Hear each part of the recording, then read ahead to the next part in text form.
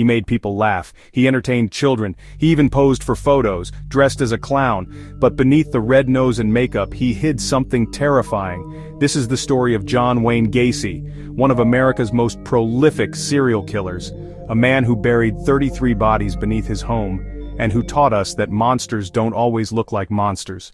Born in 1942 in Chicago, John Wayne Gacy seemed like an average boy.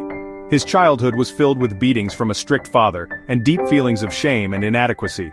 As an adult, he became the image of a successful man, business owner, community volunteer, Democratic Party supporter, and part-time clown performer known as Pogo the Clown.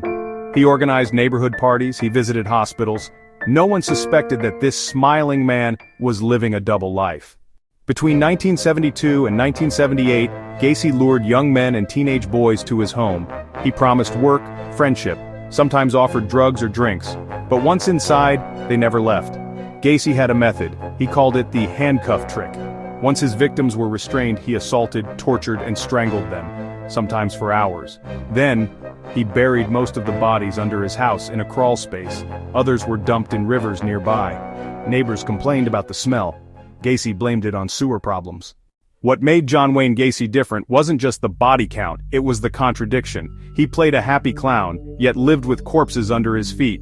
He smiled for the press, even after his arrest. He joked about the murders, calling them just cleanup work. Psychologists diagnosed Gacy as a narcissist with antisocial personality disorder. He lacked remorse. He saw people, especially young men, as disposable. He believed he was untouchable. And for years, he was. In 1978, 15-year-old Robert Peace disappeared after telling his mother he was going to talk to a man about a job. That man was Gacy. Police grew suspicious. They placed Gacy under surveillance. Eventually he confessed. In chilling detail, he told them everything. Authorities excavated the crawl space and found body after body. 29 were discovered under the house. 4 more were pulled from nearby rivers. The nation was horrified. The press called him the killer clown. Gacy was convicted of 33 murders in 1980. It was one of the most gruesome cases in U.S. history. He spent 14 years on death row. While imprisoned, he painted, including portraits of himself as a clown. Many of these were later sold or destroyed. In 1994, he was executed by lethal injection. His last words, "Kiss my ass." But Gacy's crimes live on in books, documentaries, films, and nightmares. He wasn't just a killer. He became a symbol of evil in disguise.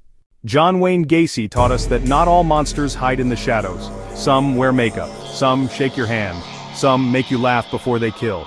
This is Mind of Crimes, where we look behind the smile and into the darkest minds in history.